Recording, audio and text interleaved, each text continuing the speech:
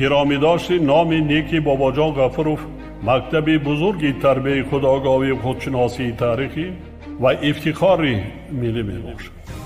بنابراین ما را ضرور است که خاطره این فرزند فرزانه ملت را پاس داریم. شاه اثر تاجیکان و دیگر آثار بیگزند او را پیوسته آموزیم و از کار و فعالیت فداکارانش سبق بگیریم. این برای نسل جوان بسیار یک نمونه عبرت است. من نسبت بابا جان غفوروف یک شخص فدایی نسبت به ملت تاجیک را می‌بینم.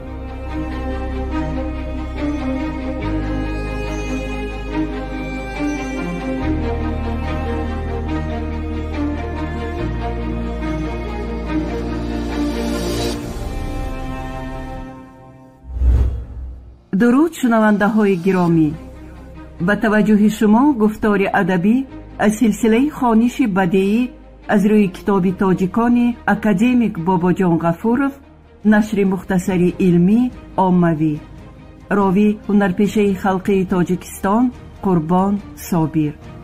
آغاز گفتاری 51.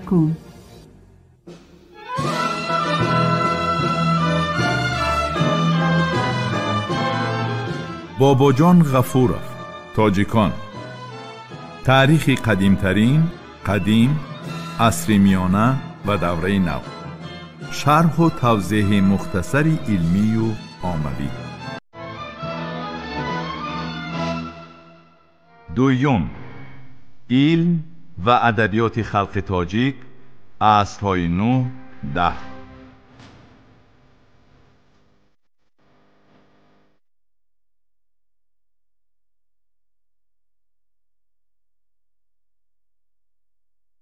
ترقیات ادبیات بدیعی.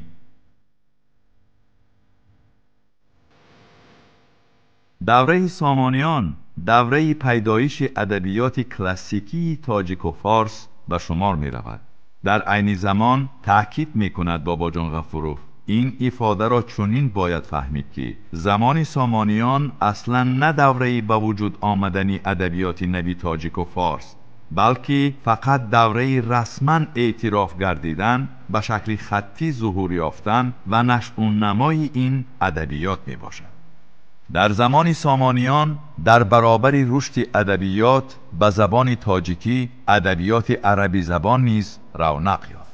خیلی وقت پیش از برپا گردیدن دولت سامانیان می نویسد بابا جان غفوروف، تاجیکان با زبان مادری خود اثرهای بدیعی ایجاد می کردند.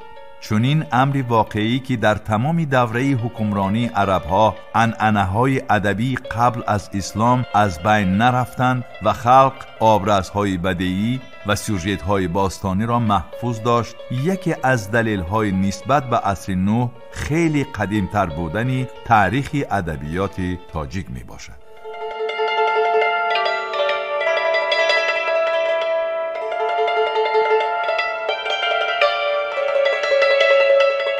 اساسگزار اعتراف شده نظم کلاسیکی تاجیک و فارس استاد ابا عبدالله جعفر رودکی می باشد که هنوز در جوانی چون نوازنده و حافظ خلق شهرت یافته بود. رودکی در دهه 5 رود تولد شده در دربار نصر دوی سامانی شهرتیار گشت.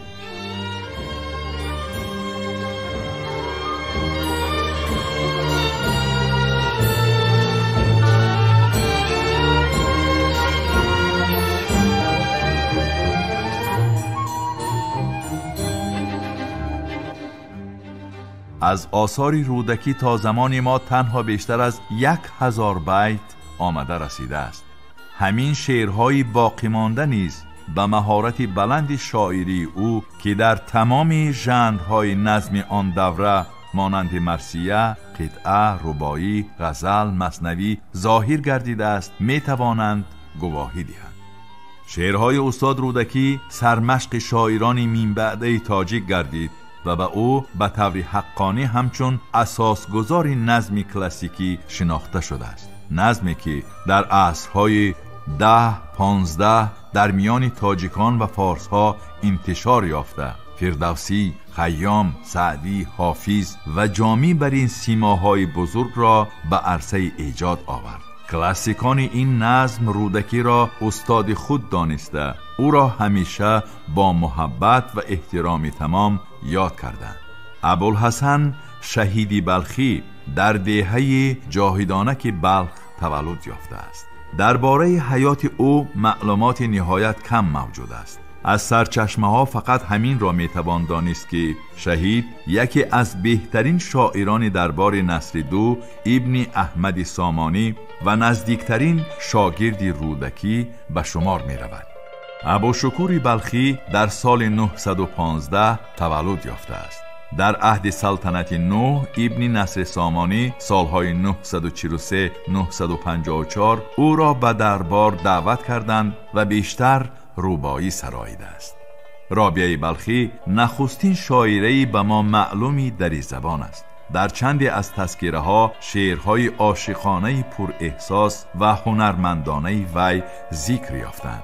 قصه عشق فاجعه بار رابعه با غلام جوان خیلی معروف است. ابو منصور محمد ابن احمدی دقیقی وفاتش تقریباً سال 977. جای تولد این شاعر هنوز هم معلوم نبوده. بعضی او را از توس در خراسان، بعضی از سمرقند و یا بخارا می دانند. در هر صورت وی تمامی عمر خود را در ماوراء نهر به سر برده است. دقیقی فعالیت خیش را در دربار حاکم ولایت چغانیان که در آن زمان یکی از آبادترین محلهای دولت سامانیان به شمار می رفت سر کرد. شهرت دقیقی تا درجه رسید که در یک مدت کوتاه به بخارا به دربار سامانیان دعوت کرده شد. امیر نوح دو سامانی سالهای 976-977 به دقیقی فرمود که شاهنامه را بر رشته نظم کشد، ولی عمر شاعر برای انجام دادن این وظیفه کفایه نکرد. سال 977 او از طرف غلامش کشته شد. 1000 بیت دقیقی را که در آن مبارزه بین ویشتاس و ارجاسپ تصویر یافته بود فردوسی به شاهنامه وارد کرد.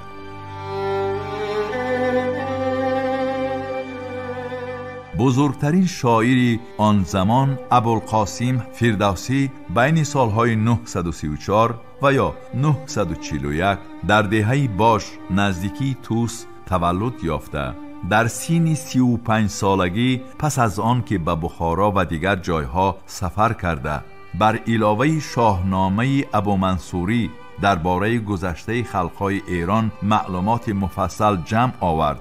به تنظیم حماسه خود شاهنامه پرداخت.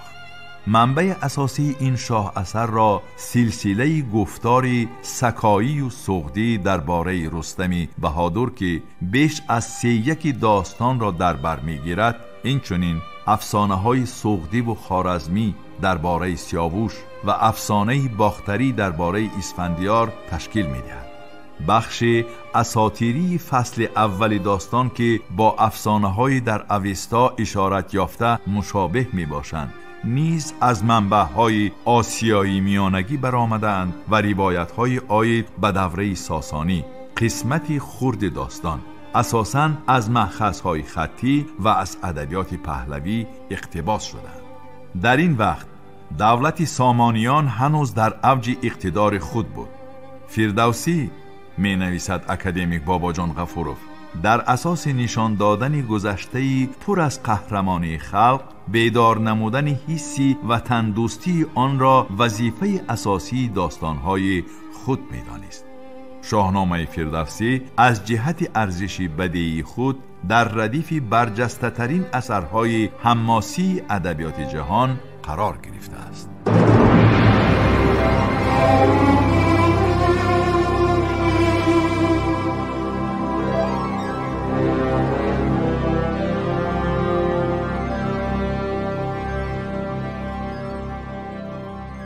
علم و فن.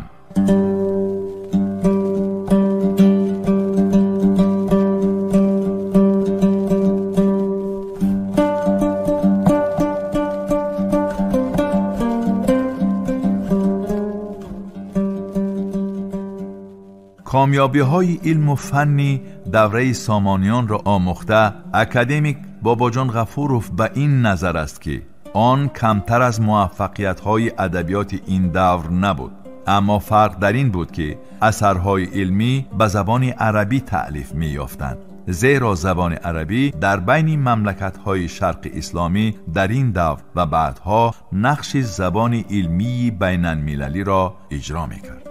عالمان این دوره در هر یک ساحه علم و فن نهایت زیادند و اکادمیک غفوروف با ذکر نام برجسته ترین آنها اکتفا کرده است. ابن قتیبه سالهای 828-829 هم در ساحه تاریخ و هم در ساحه ادبیات شناسی یکی از ممتازان زمان خود بود. کتاب المعارف نام اثری دایر به تاریخ او اهمیت نهایت کلان دارد. ابو مؤشر جعفر ابن محمد بلخی از معروفترین منجمان و عالمان عصر نو به شمار می رود. وی اولها به جمع آوردن حدیث ها شغل بست. پس از رسیدن به سن 47 سالگی در بغداد به آموختن ریاضیات شروع نمود. سپس به علم نجوم گذشت و در این ساحه قریب 40 اثر ایجاد کرد.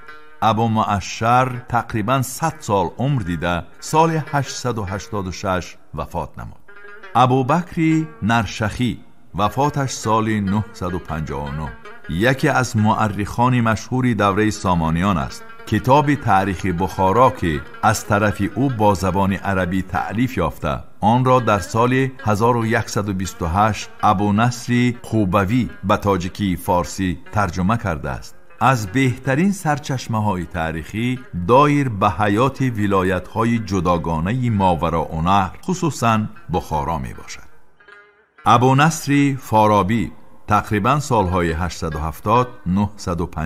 در آوان جوانی به مقصد دوام دادن تحصیل به دمشق و سپس به بغداد سفر نمود و قسم زیادی عمر خود را در آنجا گذرانید. همه اثرهای او به زبان عربی تألیف شدند.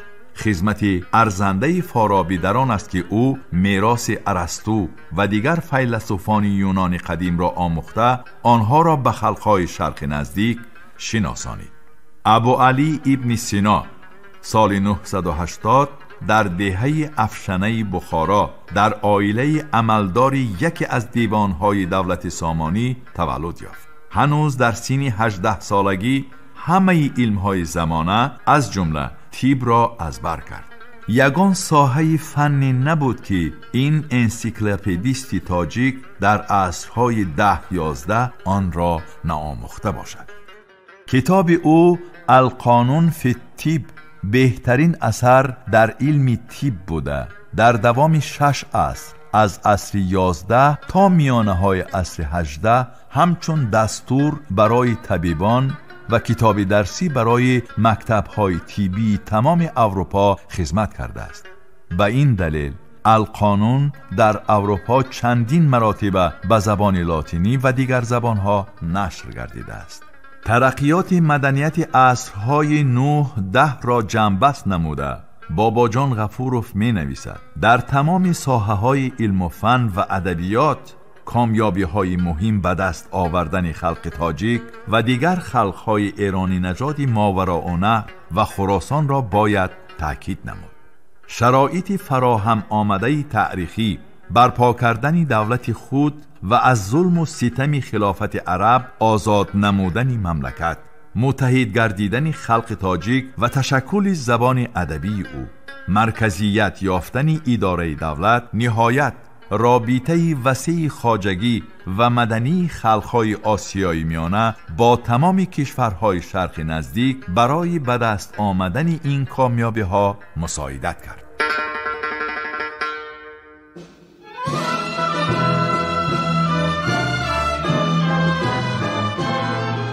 بابا جان غفوروف، تاجیکان. تاریخ قدیمترین، قدیم، عصر میانه و دوره نو. شرح و توضیح مختصری علمی و عملی.